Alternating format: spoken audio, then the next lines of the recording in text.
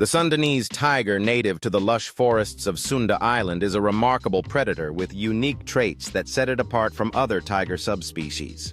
These tigers are known for their smaller size compared to their mainland relatives, making them agile hunters in their dense, humid habitat. Unique among tigers, the Sudanese tiger enjoys swimming often, cooling off in rivers and using water to stalk prey. Socially solitary, these tigers are territorial creatures relying on scent markings and vocalizations to communicate with other tigers.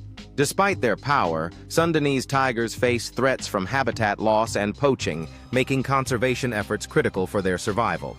Efforts are underway to protect these beautiful creatures with initiatives focused on habitat preservation and anti-poaching measures.